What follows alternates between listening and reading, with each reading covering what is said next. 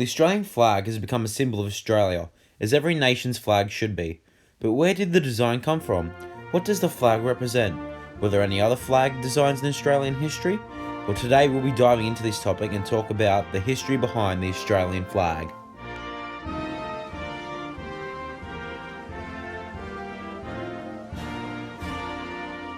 Our story starts in 1881 when Captain John Bingle and Captain John Nicholson designed a flag to be used as a national colonial flag for Australia. He claimed that the design had been approved by the New South Wales Governor, Sir Thomas Brisbane, in 1823, but yet there are no records of this. Despite this, the flag has been described as the earliest Australian flag, and this is the first time we see the Southern Cross appear on our flag. If we jump back to 1832, a flag chart appeared in a book called the New South Wales Calendar and General Post Office Directory. This included a flag that was labelled as the New South Wales Ensign. It is fairly similar to the Australian colonial flag, and it shows a white British ensign with a blue cross with 5 8-pointed stars. The flag is to have been believed to have been used as a local merchant shipping flag in Sydney.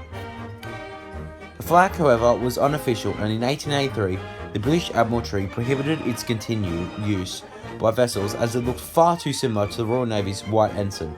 This later became known as the Australian Ensign.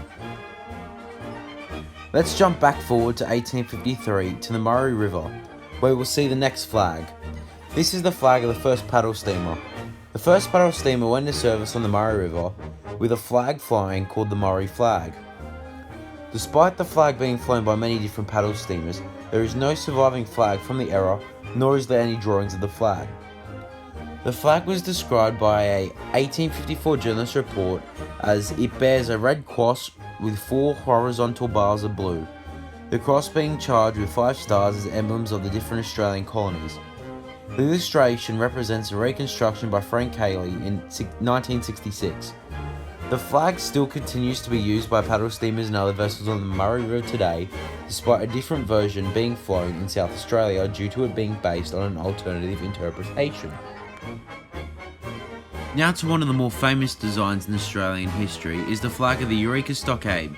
Gold mines in Ballarat, Victoria, protested about various problems, causing the short-lived Eureka Rebellion of 1854. At a meeting of 12,000 miners on the 29th of November 1854, a new flag was raised as a gesture of defiance against the Victorian government. The flag was dark blue with 5 stars representing the Southern Cross. The stars were joined together by a broad white cross. The rebellion ended on the 3rd of December 1854, with Victorian authorities storming the stockade and pulling down the flag. An interesting fact was that the flag was rediscovered in the 1960s and is now on display at the Ballarat Fine Art Gallery. In defiance to its authentic Australian heritage, some Australians advocate that the Eureka flag should become the Australian national flag. Now let's jump closer towards Australian Federation. There are many different flags leading up to the design of the flag we know today, but they aren't as important to this story. I'll still show some of the designs throughout the video. So in the mid-1880s, there was a giant push for the colonies of Australasia to federate into one nation. The previously Australian ensign was revived for use on land and was printed in reading materials and posters to promote the idea of federation. When Australia federated in January of 1901, the Australian ensign was used as a federation flag. Due to there being an unofficial Australian flag, it was still submitted in the competition. Now what was the competition? When the competition for the Australian flag was held by Prime Minister Barton, he also submitted the Australian ensign in the winning designs in 1902. He submitted the Australian ensign as an alternative if the first design didn't receive approval. The design was rejected without thought, as it did not conform to the style of the flags of the British Empire, and it was still used as an unofficial flag during the First World War, although it was very rare to see. In 1901, Australia's first Prime Minister, the Right Honourable Sir Edmund Barton, held an international competition to design a flag for the Commonwealth of Australia. There were 32,823 entries, and out of all those entries, 5 nearly identical flags were chosen. This is where the design we know today was selected. However, there was a few notable changes.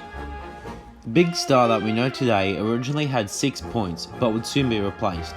The design was first flown on the 3rd of September 1901.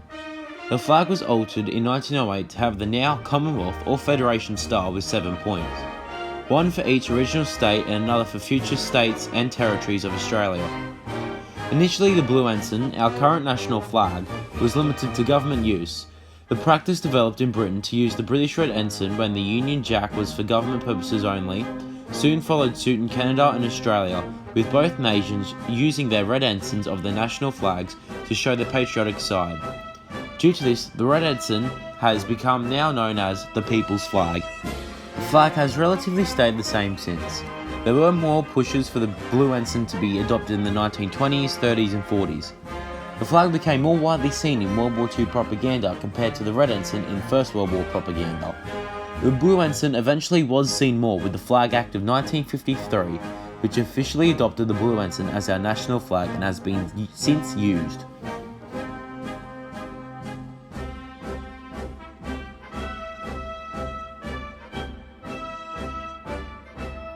So what does the flag mean or represent?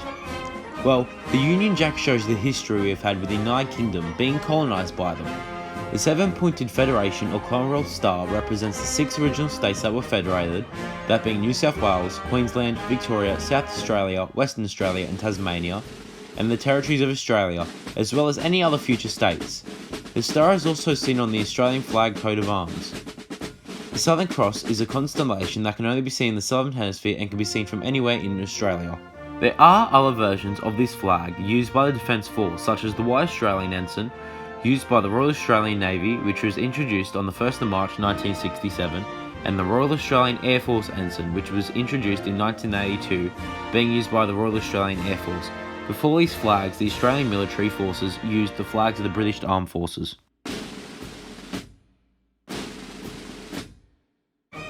It should also be noted that the Union Jack has been used throughout Australia in history as an Australian flag on its own, but that quickly died out after the Second World War and the Flag Act of 1953. I hope you enjoyed this video, and if you like to see more like this, leave a like and a comment for more. Thanks guys for watching.